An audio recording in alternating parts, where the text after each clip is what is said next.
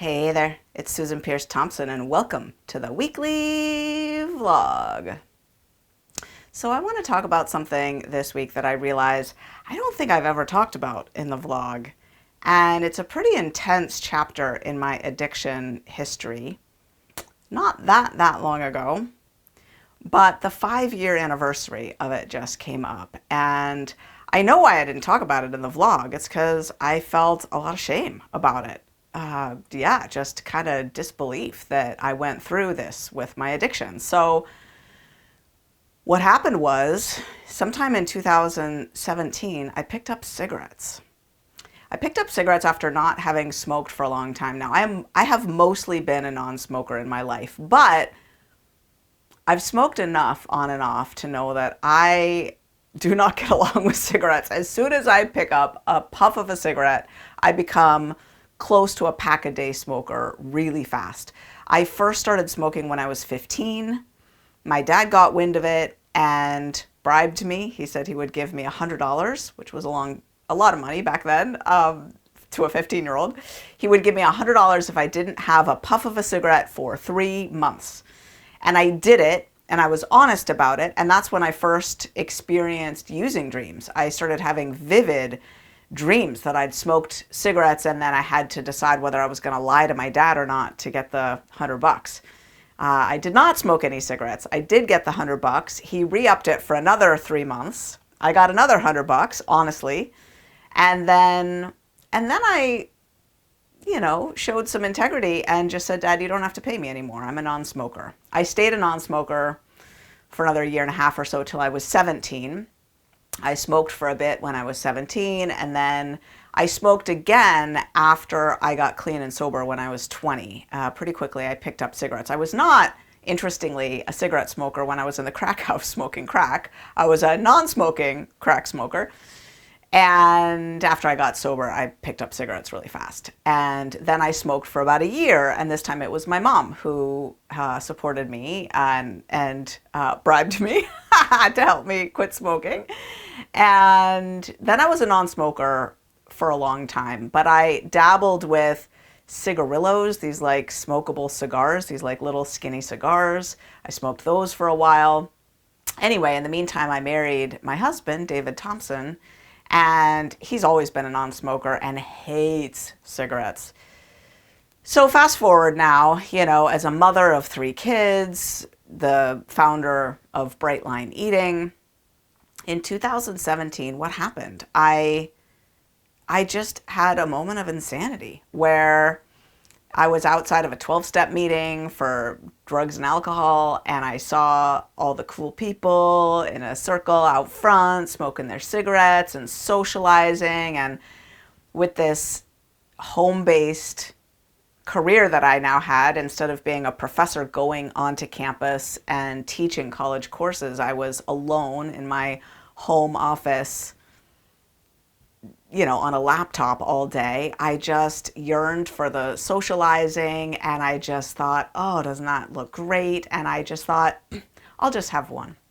I'll just bum a cigarette, and I'll just stand out there and get to know them. And with the social lubrication of that cigarette, I'll become one of that crowd and just enjoy talking with them. So I did that, and then I went out and bought a pack of cigarettes and smoked and smoked and smoked. So I did that in 2017, smoked for a bit, quit, picked them up again, smoked for a bit, quit, picked them up again, smoked for a bit, quit. And I think I did that 4 or 5 times. Fast forward to April of 2018. And now I'm up at 1 o'clock in the morning, 2 o'clock in the morning, 2:30 in the morning, chain smoking cigarettes outside in the snow in the middle of the night on this little chair. It was a little blue, kindergartner chair, preschooler chair, plastic chair that we had. I was crouched outside our house in the snow smoking cigarettes.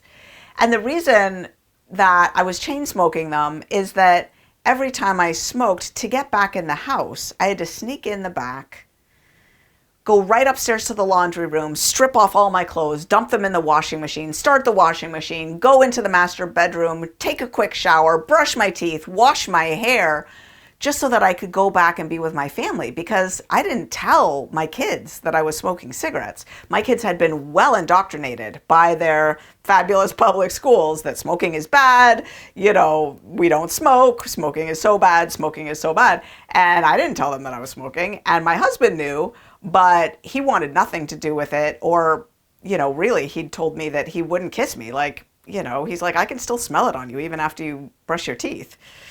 So I had to do this shower laundry rigmarole just to get back in my house, which meant that I could only do it. I mean, picture me showering and doing my laundry 3, 4, 5 times a day, right? That's a lot. So I was smoking as many cigarettes as I could. When I would go outside, I would smoke tons of cigarettes. So I stopped this insanity finally on my husband's birthday, which just happened. So it's the 5-year anniversary of finally quitting and then not picking them back up again. And as I reflect on that insanity, it strikes me that it's so similar to food. So similar to food. It's addiction. It's the same mental process. And as I look back on the anatomy of what I was thinking, I identify some very specific biases that are involved in addiction. Insanities, really, truly insanities. Insanity, not clinical insanity, but like insanity being the lack of the ability to think straight, right? The lack of ability to effectively and honestly weigh cause and effect or consequence. So the first piece of mental insanity that comes up is the gross exaggeration as I'm considering smoking a cigarette of the initial pleasure of it. The way that my mind exaggerates how good it's going to feel and then shrinks and diminishes any thought of the consequences that are going to come downstream after that, right? All I can think about is just how good it's going to be to stand in that circle with those people and smoke that cigarette and socialize a bit, right? That seems so good. And yeah, the consequences downstream are hardly considered at all, which is just really a form of insanity, right? The next little mental insanity is, I'll just have one. I'll just have a little, right? It'll be fine. I'll just have a little.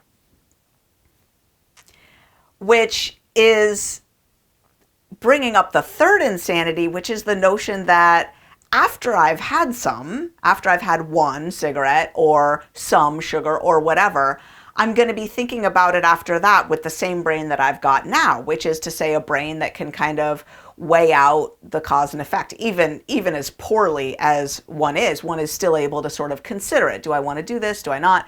Whereas, of course, once you've picked it up, you don't have that brain anymore. You have the brain that's now got the substance in it. You now are triggered by physiological cravings, right? Because what one does is it just triggers the desire for the next. And I totally forget that. So these layers upon layers of mental insanity come in.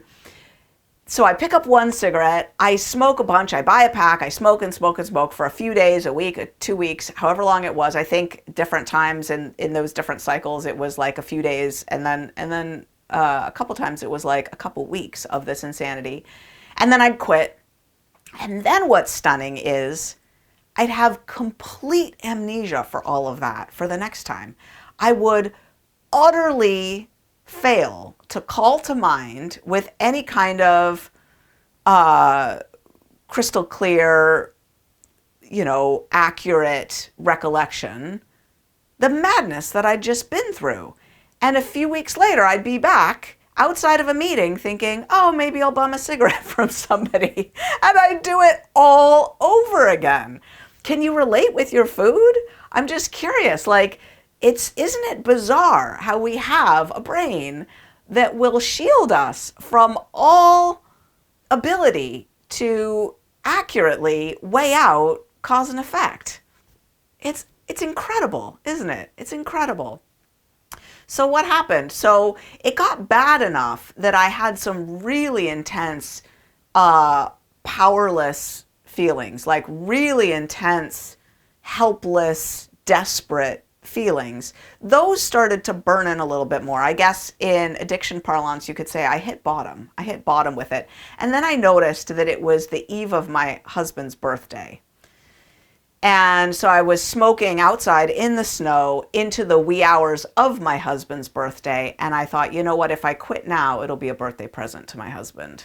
And I quit, and I told him. He was not impressed because he'd seen me quit several times in the recent past. He's like, yep, all right, well, we'll see about that.